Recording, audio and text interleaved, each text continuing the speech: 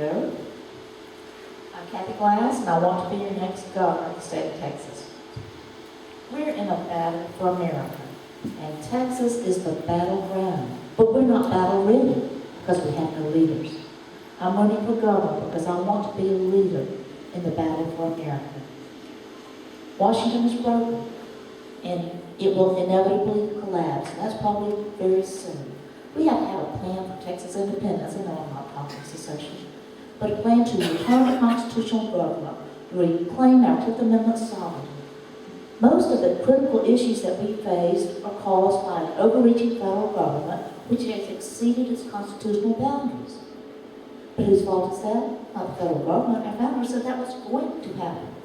It was supposed to be up to the states to push back and make sure that the federal government did what it was allowed to do and nothing more. The states didn't do their job. And citizens who had sworn an oath to uphold and defend the Constitution failed to do so. We need to push back on these unconstitutional federal acts using nullification. I'll tell you more about that in due course. But that's the only tool I see that's going to return us to constitutional government in a peaceful manner. I have a plan for Texas independence, and I'll tell you more about that. You'll see that every aspect of that plan, that's what I ran on in 2010, but the problems are still there. The plan's still good. Every single thing is designed to make sure that when that collapse in Washington comes, that we are able to stand on our own 2 feet, independent of Washington financially in all ways, as we should have been doing all along. But we have to do it now. The number one question is you decide who's going to be your governor, therefore, is who will nullify. Who will lead the charge to nullify unconstitutional federal acts? When I ran for governor in 2010, people would ask me, are you going to run for president? I said, I want to be Texas governor. Why would I accept a demotion? Well, that's funny, but it's also true. Because in this plan, the Texas governor is the most powerful position on the face of the earth. And anyone who doesn't understand that and appreciate it shouldn't be seeking the office. In the next 11 months until we have this election, I'm going to be true to Texas, preaching nullification. I'm going to make it the number one household word so that by the time we have this election, one of 2 things will inevitably happen.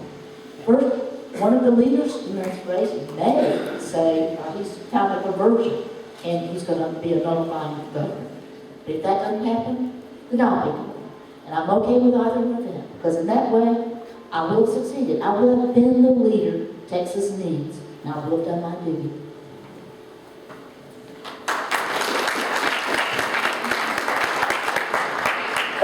I'm Tom Pauken, Republican candidate for governor. Great to be here. Thanks to the Tea Party for sponsoring this. And I'm not unfamiliar to Amarillo. I'm in and out of here all the time on business. It's a great area of the state. It should not be ignored by our Austin insiders. You know, I've never been more worried about our country than I am today. I think we're losing our country, slowly sliding step by step. I have a sense that we're always on the defensive rather than framing the debate, rather than being proactive. We have the most liberal regime in American history in the Obama administration, which threatens our fundamental constitutional principles. Not only religious freedom, but the Second Amendment, the right to keep and bear arms. Our private property rights, our state sovereignty is reflected and defined by the 10th Amendment to the U.S. Constitution. And we've got to understand that Texas has got to be the lead in taking this nation back. We've been on autopilot for too long, and even in Texas, there's some serious foundational problems. You know, I've been out of government since leaving the Reagan administration until I was asked to go back in and chair the Texas Workforce Commission.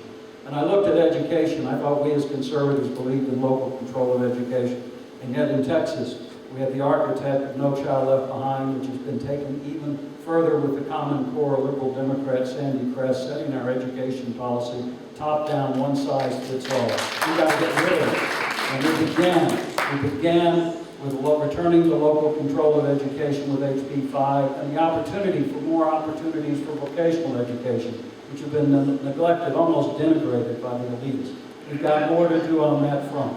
I want to get rid of crony capitalism in Austin. We're going to end the Emerging Technology Fund, which is $50 million of crony capitalism. We're going to take that money and apply it to secure our borders. We can't count on the Obama administration securing our borders. And I also remember we had a transportation system where we had toll roads, and once they were paid off, they became free roads. Now we got a transportation system where they take free roads, turn them into toll roads, and we, the taxpayers, are subsidizing those private toll roads with foreign interests. That needs to end. As governor, I'll end that. I need your help and your support in being your next governor in the state of Texas. Thank you.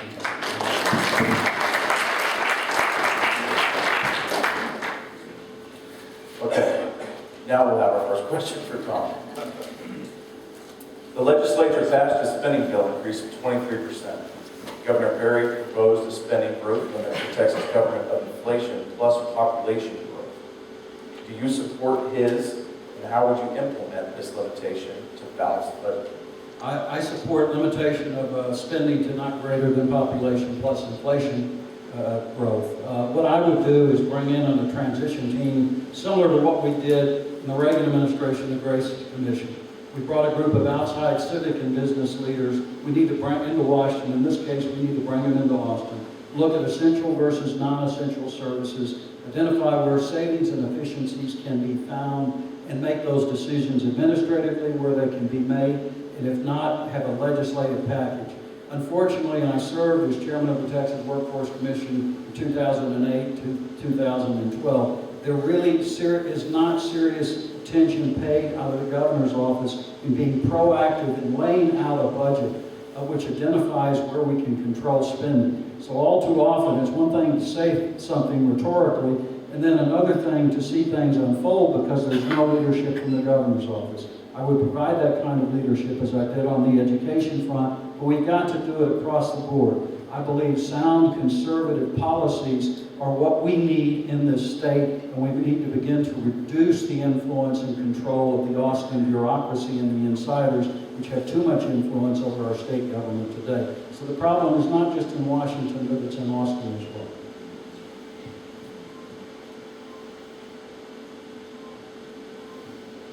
Part 3 of my plan for Texas independence is to restore fiscal sanity. That is prepared for the day when we don't get the things from Washington that we've grown to expect and rely upon, including 35% of our state budget. That's why I say slash our budget 50%, taxes and spending, opt out of Medicaid, and prepare for a return to sound money, because the course we have is not going to be there for us at some point in the future. These are all things we have to do to make Texas strong and independent. In this current budget, we had a $21 billion increase, new revenues over the prior budget. We should have used that. What did we use that money for? We didn't use it to prepare for Texas independence, to get ourselves ready to say no to the 35% of our budget we get from Washington. We didn't do that. We didn't get tax cuts, not much at all. What did we do? But it's much fun and more spending. We increased spending even more. Be ready for rainy day fund. Yes, we're going to have a rainy day, and it's going to be a flood. And we need that money. Not taking the challenge to begin to return the power to the states. I mean, there's certain things that I think we have to do here in Texas to be proactive. And obviously we've got to address the federal level, but at the state level, how do we do what we can to get the money we've sent away without strings attached coming back to us, and how do we put them on the defensive and frame the debate? We've missed some great opportunities on a number of fronts, and that's why I think we've got to outsmart them and outthink them and outwork them in terms of how... They've just broken it up, parceled it up, given it different names, and at some point I think we'll see it reassembled and back maybe with a different name. But the rich and powerful put too much money into these grand schemes to let it go. They're going to be pushing. And they're not just pushing to take our land, they're pushing to take our water. The water rights is going to be an emerging issue. We have a small ranch in Central Texas. We have a well water from the aquifer, and we know what's under attack there for our water rights. And it's the same thing. You see the same pattern. The way they do the boards and the way the rich and powerful and the political people populate those boards, and so that the special interests get their way. It's happening with our water, just like we saw it with our roads. So I call for an end to eminent domain abuses which in 2010 I said was no eminent domain for anything but roads. You want a school or library? Buy the land on an open market. Now I'm even rethinking toll roads because I see how they just continue to corrupt our process and our politics and use it to just steal people's land. So I'm saying at least a moratorium, even on building roads. My husband and Tom and I have traveled more across Texas roads in the last 4 years than anybody I know. And we have great roads, and they're in good repair. In the major cities, there's congestion, but that's a totally different issue. So I said, let's just stop what we're doing and take account of where we actually need to put these monies. But the bonds have got to stop. We have a bond election coming up in November next month, Proposition 6. They want to issue bonds to regulate water. Vote no on that. It's a slush fund, and it's a backdoor way to let the rich and powerful populate these boards, give them the bond money, taxpayer money, and use it to take away our water rights. We can't have that.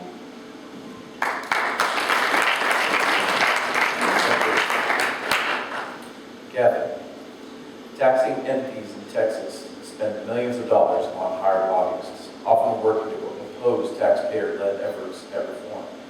Do you support this measure? And if so, how would you enforce a state law to prohibit using tax dollars to hire lobbyists? Well, I've talked with Terry Hall about this. She has found some instances. Texas Turf was instrumental in beating back the Trans-Texas Corridor to the extent we've been able to do that. And she's found ways where they are circumventing that law openly. And so, yes, we need to make that stronger. But one thing I'd like to tell you is we don't have a functioning court system to go to court and get these things upheld. It's a roll of the dice to go to court. So many times I've seen that the rich and powerful tend to come out well in those circumstances. Courts just won't take these things, even though it's a slam dunk case.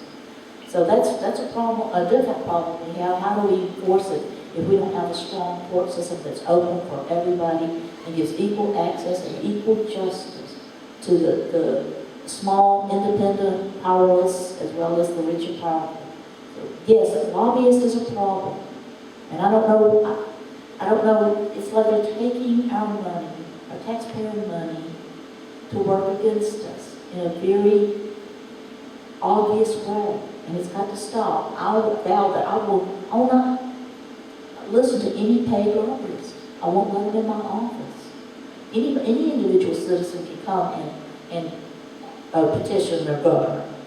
But not if you're paid lobbyists. Just come to me directly and we'll talk. But we've got to get rid of this concept that government can be bought and paid for, because that's exactly what's happening. Yeah. This is a real problem, particularly on the transportation side. I visited with Terry Hall, who is supporting me in my race for governor, and it's a real concern. I think that, as Kathie alludes to, I worked in the Reagan administration. It doesn't mean the president was perfect. We all make mistakes. But I will say this, I've never for once thought that he made a decision based on what lobbyist or what person who wrote a $100,000 check was walking into his office. He was concerned about trying to do what was right or wrong for the good of the country. And that's what worries me, really on both sides of the political aisle. We've seen this kind of crony capitalism and people who write the $100,000 checks having, if you will, special access. That does need to end. The power of big money is corrupting the system. And it was a real shocker to me coming back into government. I didn't ask to come back into government. The governor asked me to chair the Texas Workforce Commission. It was, I guess, because it was right after the inoculation of the teenage girls, the Merck deal, and it was after the Trans-Texas Corridor debacle, both of which I opposed. And I think he was trying to reach out to the right. I've been state chairman of the Republican Party and brought the conservatives together in 1994, the libertarians and the traditionalists. And he said, we're really serious about wanting to get some things done. But when I got tossed and I was up, I had a rude awakening. It wasn't like what we were trying to do in the Reagan administration, where we were trying to develop good, sound, conservative policies and bring people together in order to solve problems based on our conservative principles. It was more about the rhetoric and taking care of the powerful folks. And that's not the way to do business And ultimately, it's going to bring the Republican Party down, this top-down approach. It's the reason I'm in this race. There's too much crony capitalism, too much pay to play. And that environment has got to stop, and this bureaucracy gets bigger and bigger. And, as Barry Goldwater once said, our job as conservatives is not to represent big business, big labor, or big government. They got plenty of folks taking care of them. Our job is to represent the forgotten Americans, the middle-class taxpayers who don't have lobbyists in Washington and aren't looking for loopholes in the law. I would extend that to Austin as well, that the next conservative revolution is not going to come from Washington insiders or Austin insiders. It's going to come from grassroots people all across the state and across this nation. And this is a real test. It's a battle for the soul of our Republican Party. And I think this is a key set of elections, this next election cycle here in Texas.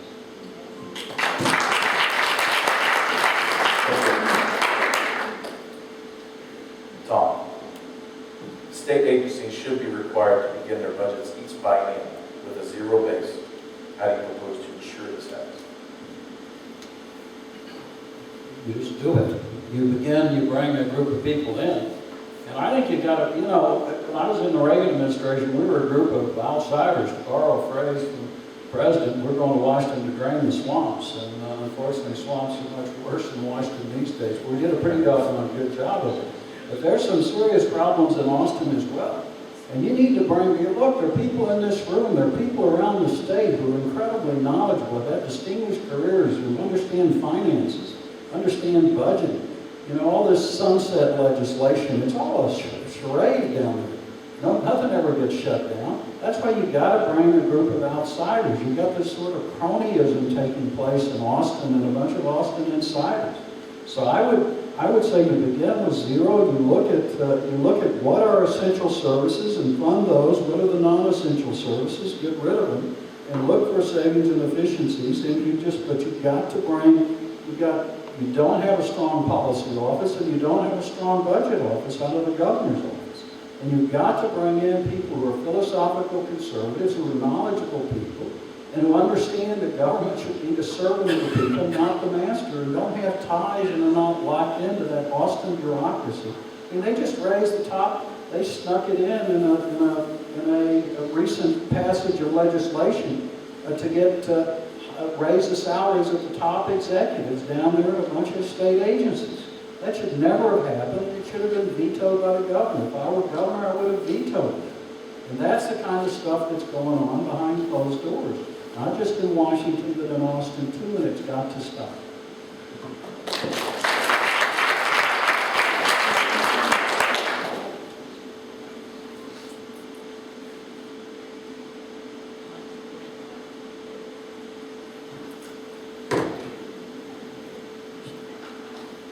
When I ran for governor in 2010, I realized that if I made it to be the first libertarian governor of Texas, I'd be unlikely to have a libertarian legislature.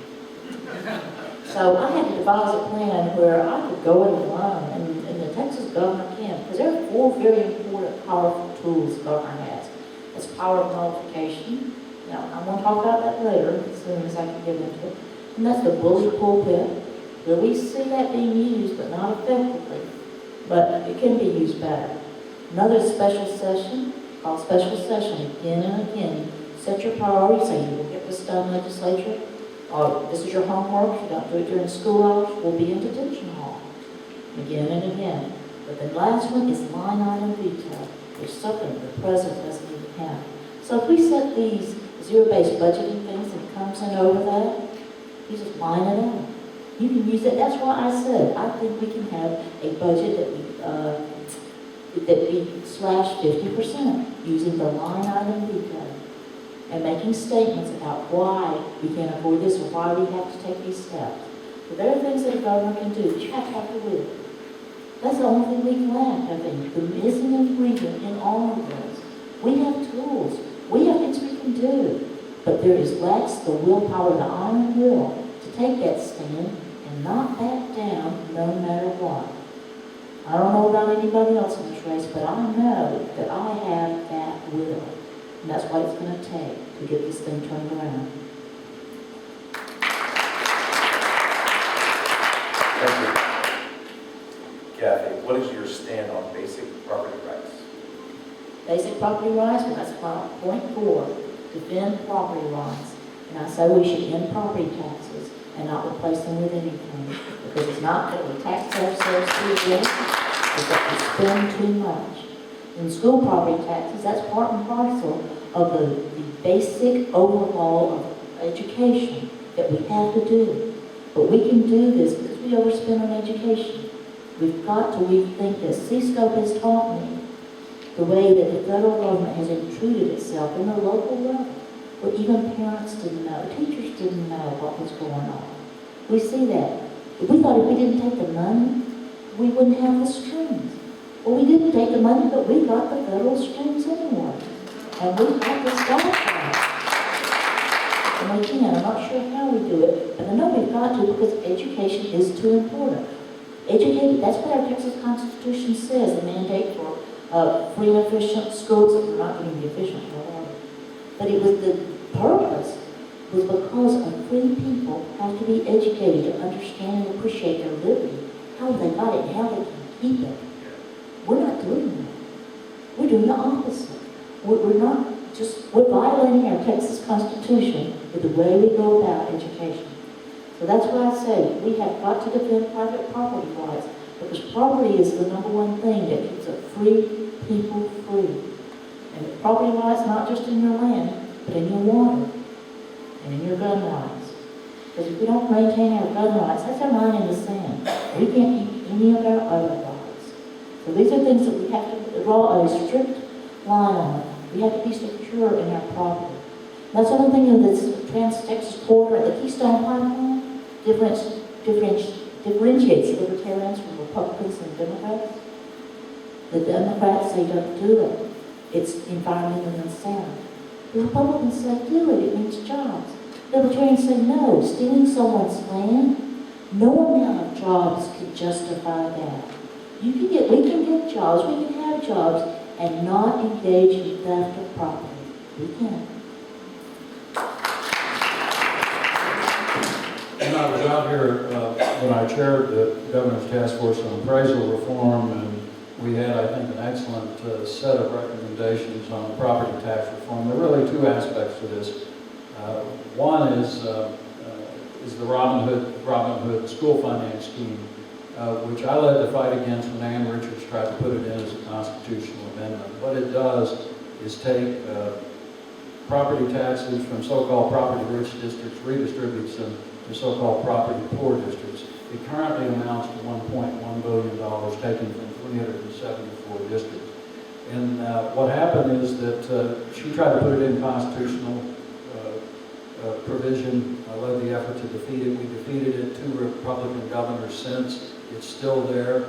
My opponent, Greg Abbott, defends it as legal and constitutional. It's a violation of our state constitutional prohibition against the statewide property tax to take from 374 districts. There's a better way to fund property poor districts. I think you've got to give them a reliable source of funding. But a better way to do that, I would totally get rid of Robin Hood. And I think you've got to rely more on consumption taxes instead of property taxes. It's a fairer way of funding education and other approaches as well. Secondly, what we did with the appraisal task force. You know, you got a perpetual lien on your homestead. I mean, you may pay a mortgage off, but you're continuing to pay property taxes. What we recommended, and again, it's a step-by-step process. It's nice to say you're going to do 100%, but the reality is, how do you get there? And what we proposed is right now you have a 10% cap on homestead property. Take it to 5%. And for all other property, non-homestead property, you ought to put a cap on. There's no cap right now in Texas. They can raise it 50% a year. Put a 10% cap on. Make sure that the appraisal districts are independent and fair. And that's a problem right now in the current structure. There's a lot that can be done. There's a rolling average approach to make sure that you don't have huge jumps in your property. Because you could be in a difficult situation, wind up losing your property. We've got to address that issue. And I think there's a real way with leadership to get that done. And I've talked to a lot of people down in the legislature. There's just been no leadership out of the governor's office, and the attorney general is on the wrong side of this issue. Unfortunately, as a result, nothing is getting done. But I do have a plan to get rid of that. and just like we did HB 5 and moved back towards local control of education, I would put in place a coalition to get rid of Robin Hood once and for all.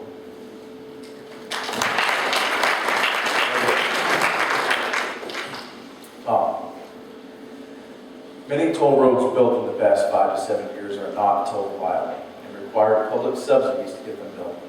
State Highway 130 around Austin has required $100 million in gas taxes, 70% more than originally projected to cover red ink. How will you solve the problem of toll roads that are not 100% toll viable, that require public subsidies to get them built? Or to keep solving? Well, I've already talked about that, and I'm against that process, and we're going to end that process if I'm governor. I mean, you have to change the way of doing business. I mean, Moody's just recently had a bond rating on that, and we're on the hook, I think, for $400 million, more than $100 million. $400 million, we the taxpayers are on the hook. If that goes belly up, goes into bankruptcy, we're paying for it. So that whole business of subsidizing these private toll roads deals needs to end and will end if I'm governor. And unfortunately, they're using regulatory power, and the DOT was trying to put in some new regulations over the objections of the legislature, which would allow more of these deals to continue. And some of them are locked in for 50 years. We've got to figure out how do we untangle it.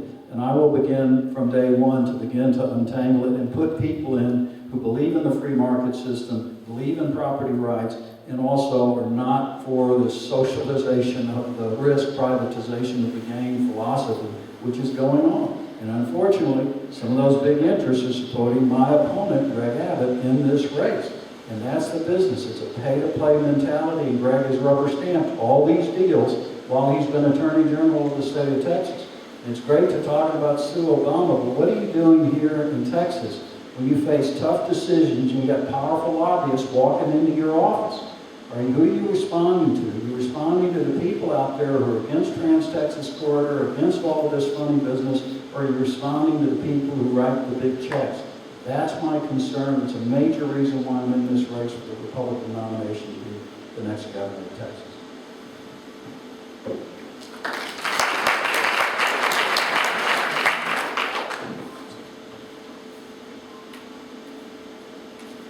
Well, if there are these deals that were so poor that they are going bankrupt when they've not even got off the ground, I said just let it happen.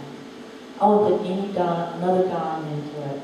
Let them sort it out in the courts. And if that means, what's it going to mean to the state of Texas? Well, it means that some of these investors next time won't invest in these boondoggles. And I said, that's a good thing. They should know that these things were not self-sustaining. These things could not be justified under any reasonable analysis. They knew that going in. But they go, okay, it's not going to make any money. We're going to lose. But then the taxpayers will do it. But just teach them, that's not going to happen anymore. So that's what I would say. Let it die. It was a bad deal. Don't throw good money after bad.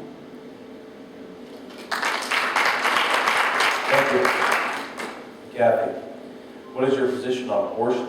And do you support taxpayers having to fund abortions when it goes against their moral and religious beliefs? I'm pro-life. I don't debate it. It's not a debatable issue to me. It's not a political issue. And of course, taxpayer-funded services should not be allowed. Taxpayer-funded services for a lot of things shouldn't be allowed, but that's one of the first to the top of the list that should not be allowed.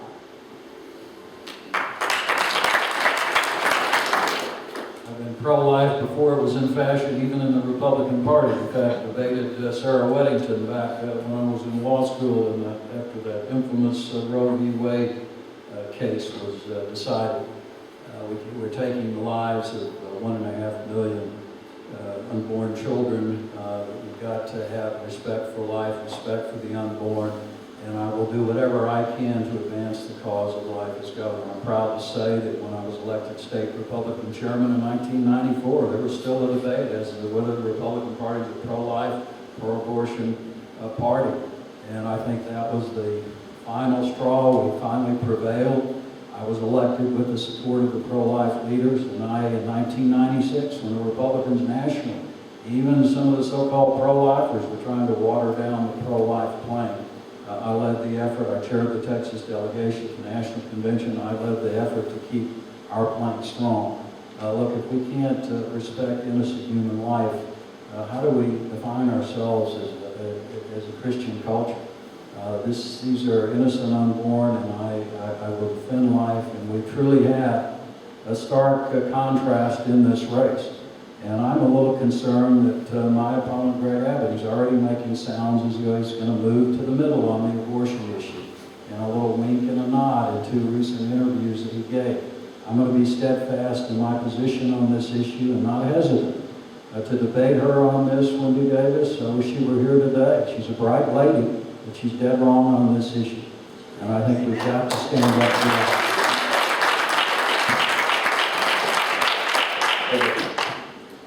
Tom, how would you describe the Obama administration and the direction the president has taken this nation?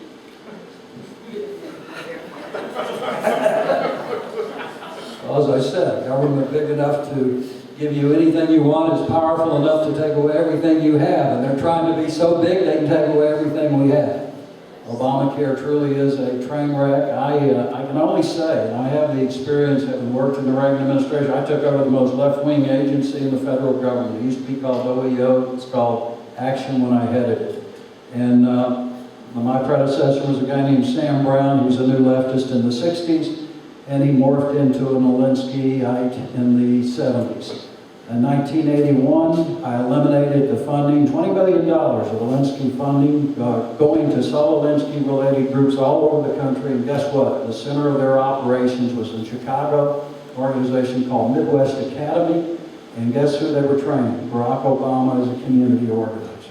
This is a powerful force on our side. And I worry that the career politicians on our side do not understand the seriousness of it. In San Antonio, Texas, and you've recently seen some examples of the Castro brothers and how far to the left it's gone.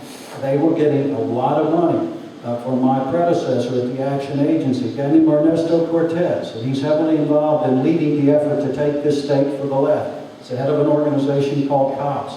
As governor, I will do what I can to support Hispanic conservatives and their pro-life patriots, veterans, military people down there that are willing to take the fight to the left. But you've got to have the leadership out of the governor's office to help them.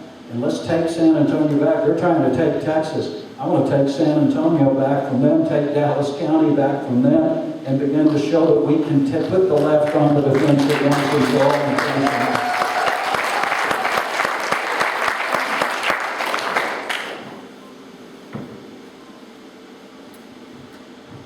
When I was in the statewide televised debate in 2010, gubernatorial debate, and that was a question they asked, what do you think of Obama? And I just blurted out, worst president ever.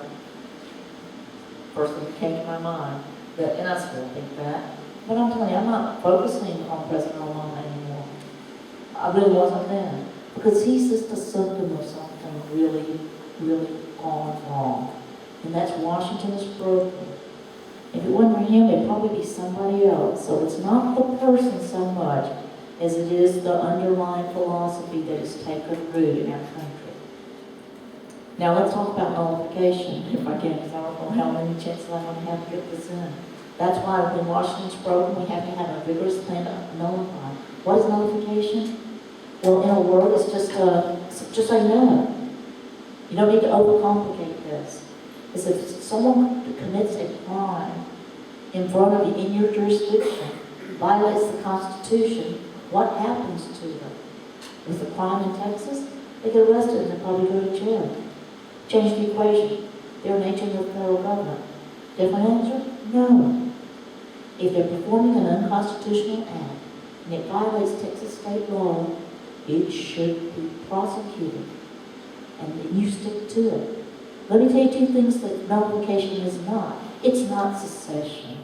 Now I tell my secessionist friends that if you think that we can more easily secede than return to constitutional government, you're dangerously wrong. And it's not suing. Can you hear me, Greg Abbott?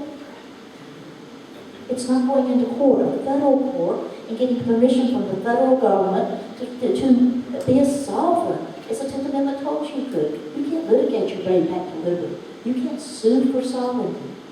So asking the federal government for permission which you don't get very often, is not nullification. It's not what you need. It's an acceptance that Washington is the superior and we're the inferior, when it's just backwards. So no, we need a nullifying governor. We need good people that can nullify all the way down to your constitutional county sheriff. There's many ways we could have done this. Many other states are doing it. California just nullified NDAA. California. What could be more humiliating? New Jersey? Texas is doing nothing. And we won't until we have a governor who understands the power of nullification and has the will to use it.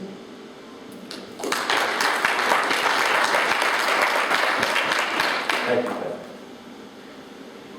Kathy, do you support moving away from property taxes in favor of sales and use taxes?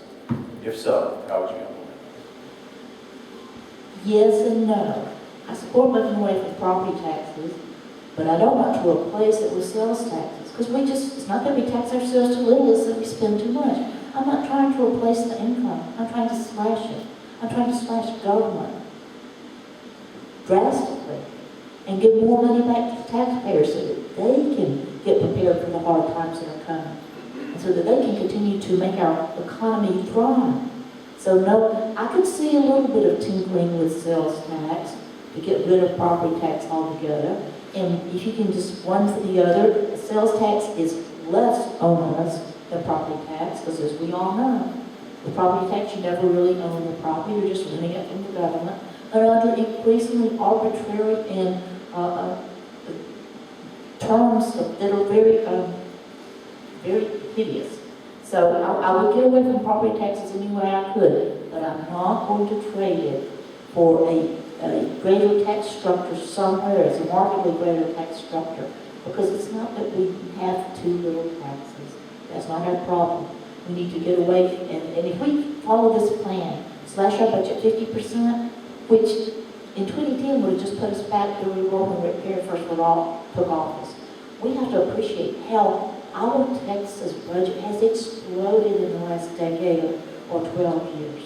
If we just get back to that point where we will not divide, we can do this. Because one thing that I say, if we do this overhaul of our immigration policy and our border security, part and parcel of that is to say no taxpayer-funded services to non-citizens. And that's about 25% of our budget right there.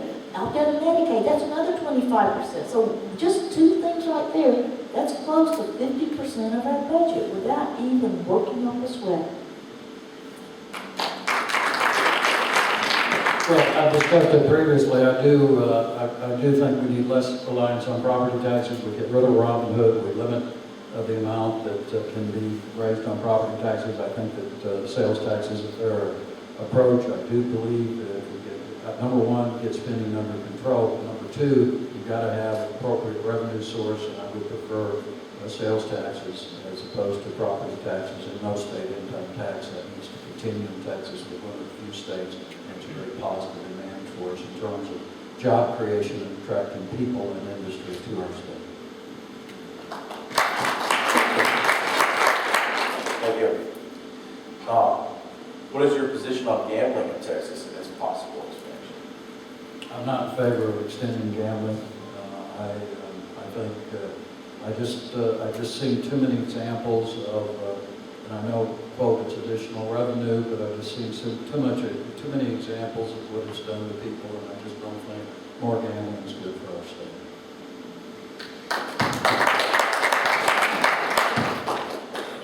I think gambling is a weakness and it caused many problems in homes and families. And I think it's your right. If you want to gamble, you should be able to do it. I wouldn't institute gambling or allow gambling as a means to raise revenue. That's wrong. We should just cut our spending. But I would let free people gamble with them.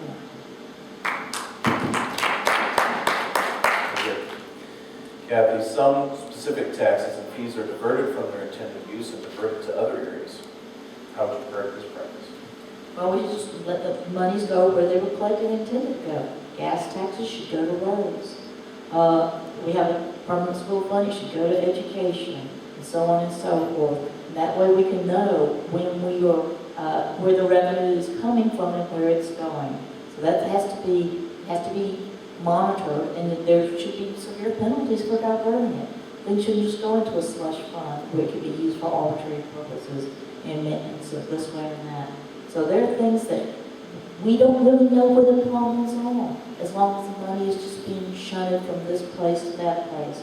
So yes, we have to make sure that if the lotto revenues were supposed to go for education, they should. And if we're told something's being implemented to fund something, that's what should be done.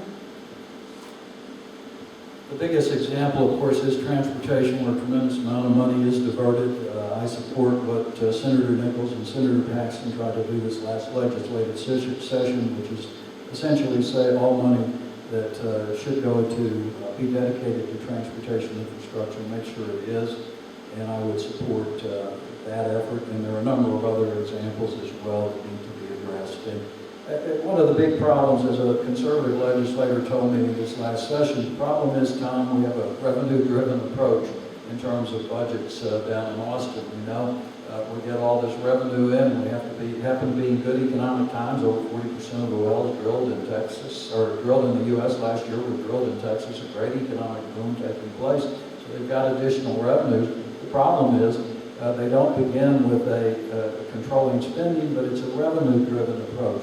All the revenues, therefore we spend it all. That's got to change. You've got to go back to a fiscal conservatism approach to spending and draw your budgets up carefully. And I've done it. I'm not just talking about it. I ran a federal agency and I cut the budget by 25%, cut the bureaucracy in half. But our motto was doing more with less. But we didn't cut essential services or the good programs. But the waste and the corruption, we got rid of. And that can be done, and that's seeped into Texas government just like it's seeped into the national government. We've got to start addressing this. Unfortunately, our state government's on autopilot. That's what surprised me coming back into government. So you've got to have the leadership and a team of people and a policy-driven approach to get spending under control.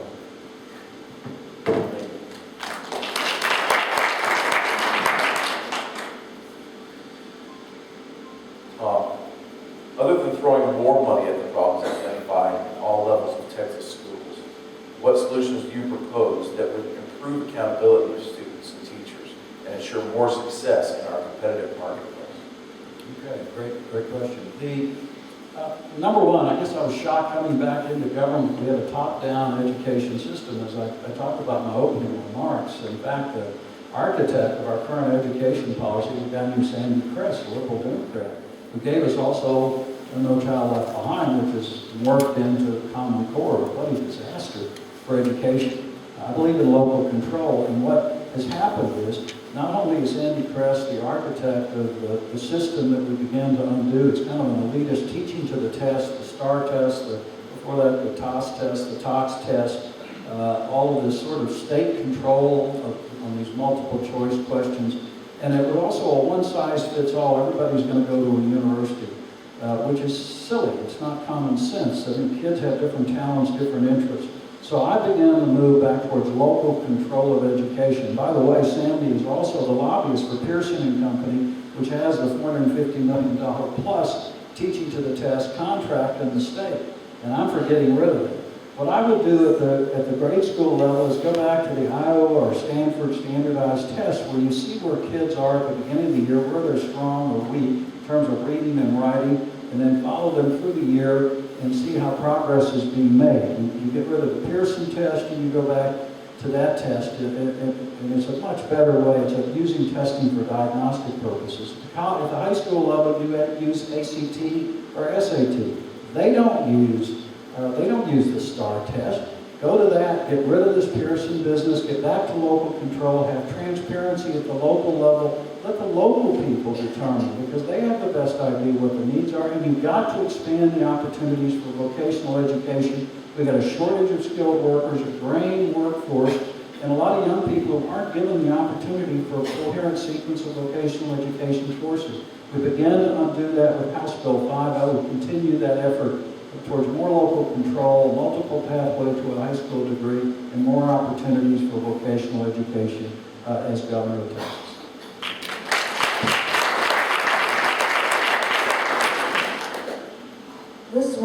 serious problems we face, and one that the solution is escaping me. In 2010, I thought I had a good proposal for this. I said, eliminate school property taxes. The monies from the state still go to the local school boards, based on the permanent school fund, all these oil and gas leases on state lands. And that money that comes from the state is somewhere between $5,000 and $11,000 per student, depending on if you include infrastructure in that.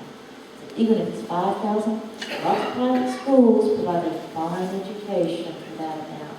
But if you local school boards and people want to supplement that, they should be allowed to do that. Give them some limited sales tax if they can pass it and add to that. And that's what they can do. That way it would satisfy our constitutional mandate and it would keep local control. Now I see things different. C-scope has just shown me, even when you think it's local control, it's not. I've seen how the progressive have insinuated themselves in ways that the parents don't know, nobody knows.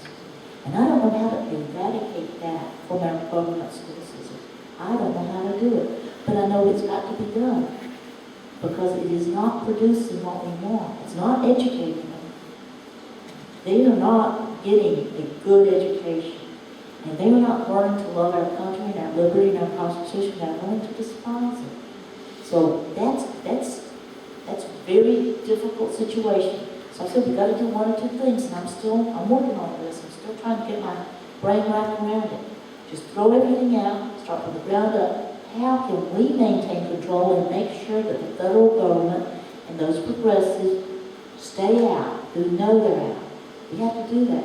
Because if we can't do that, then I'm ready to say, let's repeal our constitutional prohibition and get out of education altogether.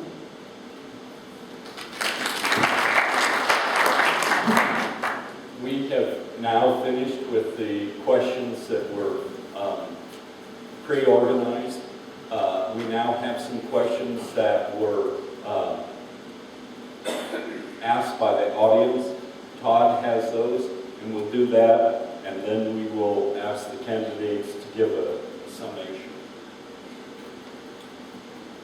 Click on Kathie. Please list your qualifications for being a Texas governor. Well, I've been a Texan since 77 to 77. I've never held political office. I'm not part of the rich and powerful. I understand what our problem is. And I understand what we need to do to fix it. I'm the only one out here talking about this nullification thing. And I know that I have the will to do so. I know I won't back down. I know I can't be bought. I know I can't be intimidated. So everybody in this line has tyranny. Everybody has to give a maximum effort. We're way behind in this thing. I've realized about 5 years ago that the way things were going, I was going to outlive my country. And that hit me in the gut. I said, everybody's got to do the most you can, stretch as far as you can. Because we won't turn this thing around if anybody that does anybody it takes all hands. I know that I can be Texas governor. And I know I can do this job. So that's why I think I've got skills and willpower that I don't see demonstrated anywhere else. That's why I want to be a Texas governor.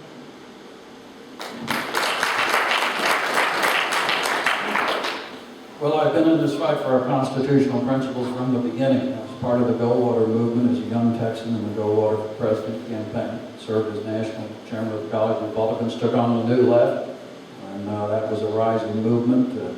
Stood up for our soldiers in Vietnam, did more than that. I enlisted in the Army, served in Vietnam.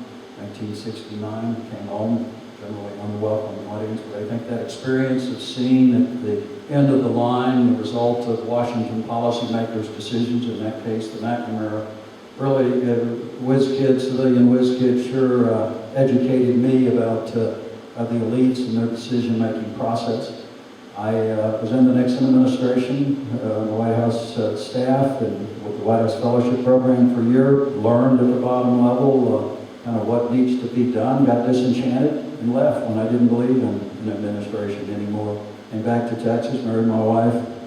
I'm proud to say we've been married 39 years and 7 children, 14 grandchildren, and And I think my qualification is that I've done a lot in my life, and I worry about the future for our children and grandchildren, what's in store for them, unless we take the fight to the left.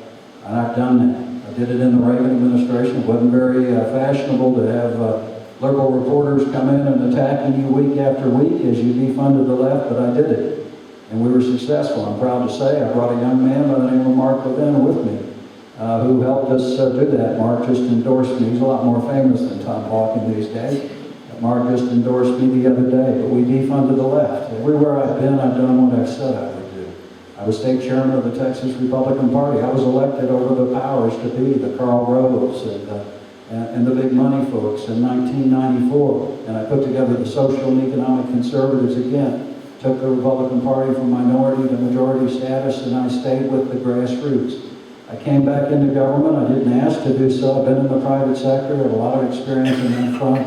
And when the governor asked me to chair the Workforce Commission, I didn't like some of the things that were going on in Austin.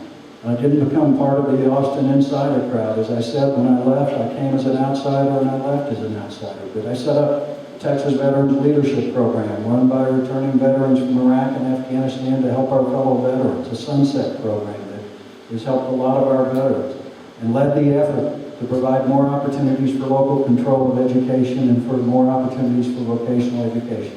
I've run agencies, I've been in the private sector. I'm willing to bring the right kind of people, and I understand that there are a lot of smart people out there who have deep commitments to this state and to this country, and they need to be involved in solving our problems and making sure that government of the state of Texas is our servant and not our master.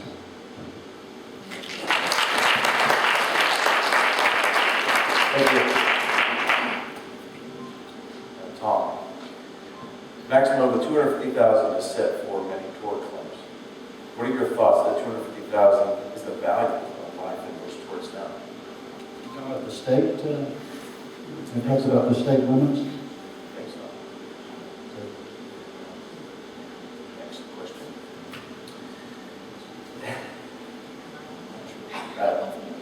Tom as well. As Texas governor, how would you work with our Attorney General to implement 10th Amendment here against overreach from federal government? Well, as I said, I was chairman of the Texas Workforce Commission. We had a great 10th Amendment case. Unfortunately, we had probably a better case than anybody had come up with, because what Jim McDermott had done is draft up an unconstitutional law to take away our unemployment benefits that we were entitled to. And the sad thing is you have to have standing, so we had to pass legislation, and unfortunately we didn't do that. I would try to, one of the things that surprised me coming back into government is everybody's sort of every man for himself. I mean, it's about loyalty to individual politicians. It's not about people working together as a team. And I think you've got to get the people working together. There's some good people running for Attorney General in the primary, and my goal would be to try to, I'd like to be proactive rather than just reacting. Let me give you a specific example. In 2005, 2006, we had control of the White House, the Senate, the Congress. We had a Republican from Texas as president. And yet the Republicans with total control put Texas and a few other jurisdictions under the Voting Rights Act for another 25 years. Now, where was Greg Abbott? Why wasn't he up there doing something about it? And this is the problem. We're not thinking ahead. We're not understanding. We always seem to be reacting. Now we're embroiled in these lawsuits, and we're having to defend them and spend tens of millions of dollars. That's what I would try to do, is get people meeting together within the administration. And we all have different talents and interests, in bringing them together and say, okay, what do we need to do? How do we day in and day out challenge this oppressive regime, and how do we do it on a proactive basis? There's a brilliant conservative attorney in Austin, Texas, who got an Endangered Species Act case almost to the U.S. Supreme Court. How do we work with him on how challenging this overreach, the regulatory powers, the executive orders, the abuse of their interpretation of congressional legislation? We've got to deal with this day in and day out. I didn't see that in Austin the time I was there from Greg Abbott or from the current governor. That needs to happen, and I would try to do that and bring people together to make that happen.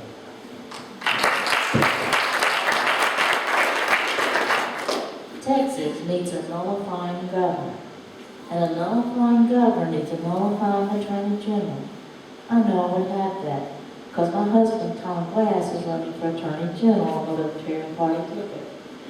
We've been married for 31 years. We work harmoniously together. And I know that we think alike on this. Because nullification is not something that you can be, have different viewpoints on. We have to speak with one voice in the state of Texas. As Attorney General, I know that Tom Glass knows it's not suing for sovereignty. He wouldn't be running to federal court to try to get permission for us to act as the sovereign state we are.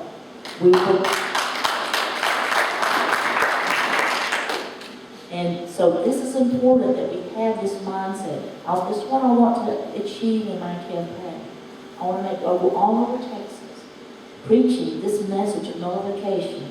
Make sure everyone understands it. It's what we could have been doing and should have been doing all along, and we can't and we have to do it now. And I want all of our statewide office holders to understand and believe this. I want Washington to hear this, because the more they realize that we stand united on this, we have a course of action.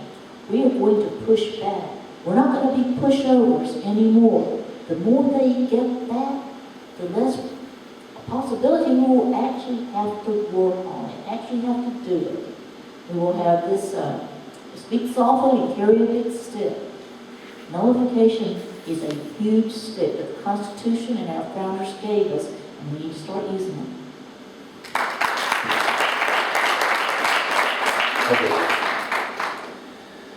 Kathie, how can we get rid of C-scope in Texas? We thought it was gone, but it keeps cropping back up under different names. There have been promises to leave now. This is what I talk about. I don't know exactly how. I just know we have to do it. Our schools have turned from a drain and a problem to a threat to our way of life. Because they're producing people that don't appreciate our history, our culture. They don't not appreciate it, they denigrate it. So we have to do this. I will not tell you I know the answer to this. But I'm watching this, I'm trying to learn from it, but I know that it has to be different. We said local control. Local people don't have control over this. It's the invidious way they have intruded in this. And so we have to eradicate it. And that's why I say, if we have to get out of government education altogether, it wouldn't get rid of education. Private market, they can provide education. I was not pushing that because I thought we could work with this. We could fix things and problems. I'm trying to find a fix for this. And right now, I don't see it because these people, while we've been out living lives and raising kids and running businesses, their life has been politics. And this, it's right out of the Communist Manifesto, that they've got a 30-year jump on us. And there are people in situations and positions that are pushing this that you would never dream that's what they're doing, but they are. So I'm open to some good arguments and good plan for how to fix this. I'm not seeing it right now.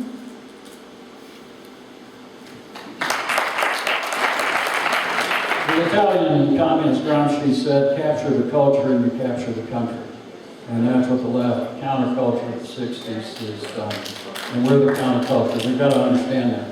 Give you a specific example. It's in my book, Bringing America Home. We had a marvelous Western civilization program at the University of Texas, headed by Rob Kuntz, a philosophy professor who was tenured, ironically, conservative as well. It wasn't a political program. It was just recognizing the Western civilization, the values of Western civilization, the core of what we're about.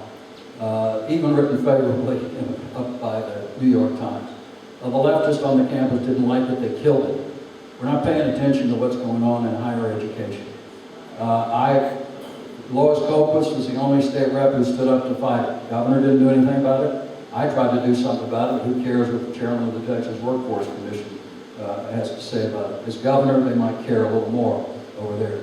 And I was just at UT and saying we need to put Western civilization back at the University of Texas. We're losing the fight in higher education. Now, fortunately, I got on the phone to Ken Hans. I told him what had happened, put Ron Coons in touch with Ken Hans, and Ken Hans on his own to set up a Western Civilization program at Texas Tech. I recently visited with John Sharp, encouraged him to do likewise at Texas A&M. We've got to pay attention to what's going on in the culture. And by the way, the governor appoints the head of Texas Education Agency. You know, let's get rid of this existing system with C-Scope, put in a curriculum management system that aids it, provides help for the teachers that need it, but do it where we're paying attention to the content. And we're not doing that. With the right kind of people, you've got to put the right educators in key positions. You've got to pay attention to what's in the books. We're not doing that. You know, they're all concerned about the contracts and the deals and everything else.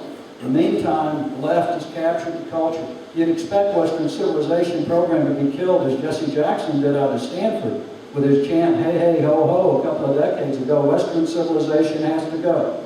They killed it out there, but you wouldn't expect that in Texas. We've got to start pushing back in this government.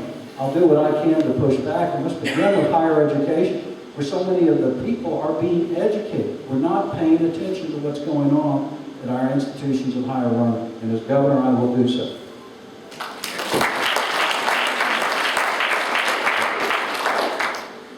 Tom, with regards to debt as an issue, Lubbock has passed $1 billion in debt. Amarillo is approaching $300 million. What at the state level would you do to limit the city's ability to recruit debt? Well, I'm more concerned, first of all, our own state debt is a huge problem. Transportation debt, we've got to deal with that. I tell you what I'm concerned about that I think is a more serious issue, and that is these interest-only obligations that some of our schools are engaged in. And this is very much a California debt situation. And you're obligating the state in terms of state bonding. So if that's the issue, the transportation debt and these interest-only bonds and there was legislation this last session, unfortunately didn't pass. I would deal with that.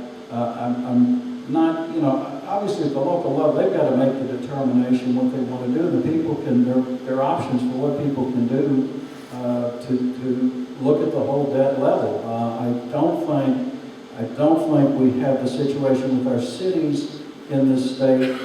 What I do worry about is there are some real problems with these interest-only loans in the state is on the hook at. So I'm open to hearing some ideas and suggestions, but my principal concern would be the transportation debt, some of the unfunded public pension liabilities that we have out there, are underfunded public pension liabilities, and things that the state can address.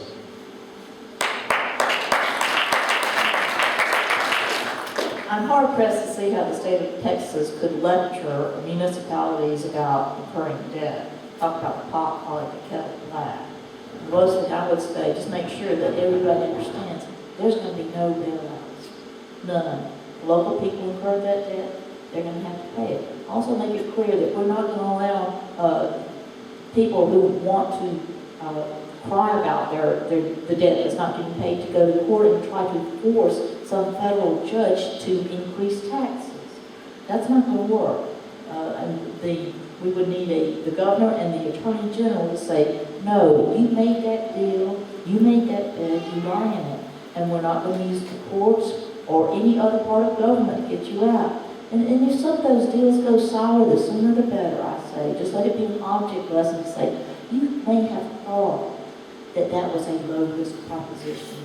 You need to look at it differently. It's really a very high-risk proposition. When you make a bad deal and you just on the assurance that I'll get bailed out somewhere down the road, that's what got us in this mess with the derivatives and the bailouts at the federal level, and we can't start doing that here in Texas.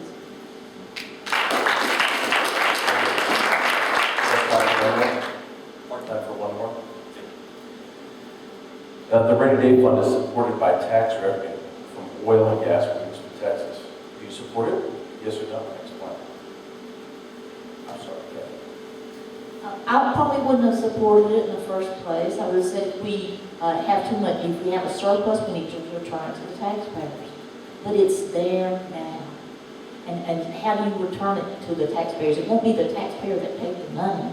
It will go, to the rich and powerful. They'll find a way to be just distributed it. So like I say, it's there for a rainy day. We know we've got a virtual flood headed our way. We're going to need that money to to pay it our way to protect ourselves from the coming hard times that are headed our way with a collapse in Washington.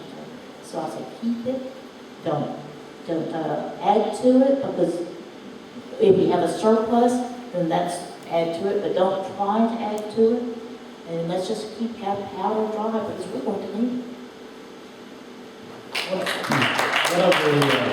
One of the surprises I had when I came back into government from the private sector in 2008 chairing the Texas Workforce Commission, there really was no cushion for whatever reason.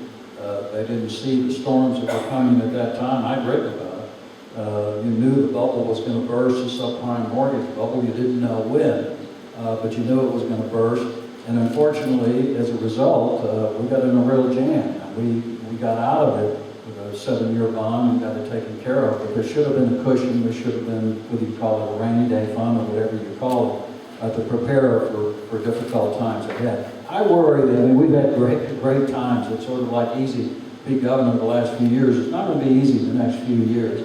You've got a government debt bubble with the Fed keeping interest rates artificially low with what's happened in Europe. You know bad times are coming. It's hard to predict exactly when it's going to happen, but you know the national storms are coming and Texas is better prepared. So I'm all for a rainy day fund. At the same time, I think a portion of that could be used to reduce debt and reduce taxes. Those are the two areas that I would be open to addressing. But we do need to have a cushion. I don't know that the cushion needs to be as large as it is, but and I do agree with Kathie in her comments that you just let people spend it and they're going to find more ways to spend it. But I do think it can be used to reduce taxes and reduce debt. I'd like to see if we came up with a comprehensive transportation plan to begin to get that huge transportation debt under control. We have the highest transportation debt in the U.S. and it's got to be addressed.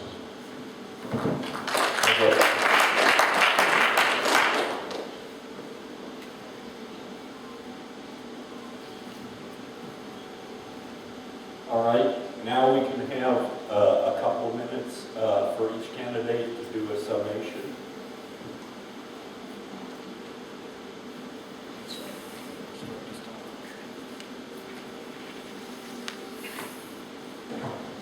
Well, thanks again for setting this up, and it's good to be here with you this afternoon. I think I've said most of what I have to say today, but I'd like to, in closing, say a little bit about why I'm doing this. I guess, I understand that I'm the underdog running against Greg Abbott. I knew going in he was going to have $25 million. And if I thought he were an authentic conservative and serious about advancing our conservative principles, I wouldn't be in this race. And I have nothing against Greg personally, but I'm just tired of a whole bunch of people in the post-Reagan period who come in our party and they say the right things. They've got the high-priced consultants, they know how to do the spin on things, but the reality is we slowly are losing our country. And I think that one of the strengths of the Tea Party, beginning in 2010, continuing through 2012, is this sense of frustration and that we're losing our country and so many people that have gotten involved. And I think the key to getting this country back on the right track is the grassroots. And I think we've got to do that. We've got to lay out sound policies. We've got to reach beyond ourselves, beyond our own base. And I think that reach out to a majority of Texans and a majority of Americans. And a lot of people talk about, I work for Ronald Reagan, great communicator. Yeah, he was a great communicator, but you know what? We did have sound policies based on our conservative principles. And we're in charge. The Republicans are in charge of governments. They better do a better job of it. We're going to get the Wendy Davises of the world. These are not to be underestimated. The leftists are working very hard to take our state. And we've got to address the issues facing our state. I think a little bit, I've talked about vocational education. I see these young kids that because of this elitist educational top-down system, we're dropping out of schools, being throwaways. Don't we as conservatives believe in a hand up, not a hand out? And I see young kids coming out of craft training centers as a result of our efforts to promote more opportunities for vocational education, the pride they have in an industry-certified credential and a skill, and getting good paying jobs. And guess what? After a while, they see what taxes do to them. They become Republicans. They become conservatives. because they sense that the importance that they understand what the government is doing to them. But this is our job. Our job is to be proactive. Our job is to address these issues. Our job is to say, no more crony capitalism. And we've got to take a stand. And I think, as I said at the beginning, and I repeat, the next conservative revolution is not going to come from Washington insiders. It's not going to come from Austin insiders. It's got to come from the grassroots. And we've got to put people together. We can't divide. We can't get all splintered. And there are a lot of good people with different factions and different ideas and different parties. But I believe the Republican Party is the best hope for conservatism, is the best hope for the country. And we just got to take our party back and let it begin here. Thank you.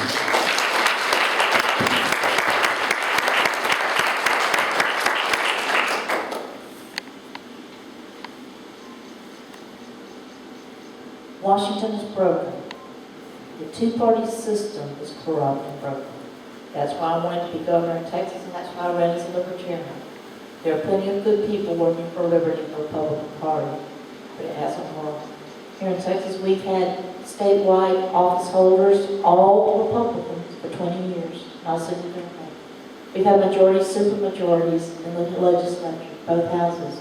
What has it gotten us? Not much. Why is that?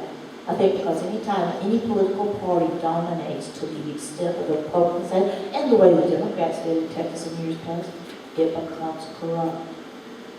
And it's you can send good people into that system, and they can't be effective because it's the system. So that's why I said we've got to chart a new course. If we're going to turn this thing around, we've got to do things differently. Now, I've told you about nullification. I think that is the only way we're going to turn this thing around. And I'm the only one I hear talking about this that understands it. Maybe as this campaign progresses, more and more will become aware of it and accept it, convert to it. That would be fine. That's what I'm doing this for. But if nobody else does, then I'm there. I'm the one that we need to get this thing started. Now, I'm going to be outspent. Tom says he's the underdog. Let me tell you about being an underdog. Welcome to my world. But I know I'm going to be outspent. But somebody who has $20 million in the bank and that's going to be double soon, that tells you a lot right there. That says that the rich and powerful are confident that that investment is going to make them more rich and more powerful. And to me, that should just discredit that person right there. That he's been so hand-selected. But even though I'm going to be outspent, they will not outwork me. They will not outdo me in my love for Texas, for liberty, for our Constitution and our country. And they will not surpass me in my understanding of the awesome duty that I'm asking the people of Texas to bestow upon me. They will never equal me in my drive, my will to do this thing I'm asking, this responsibility, to not abandon my post, to stand my ground, and never retreat, never surrender. I'm not moved.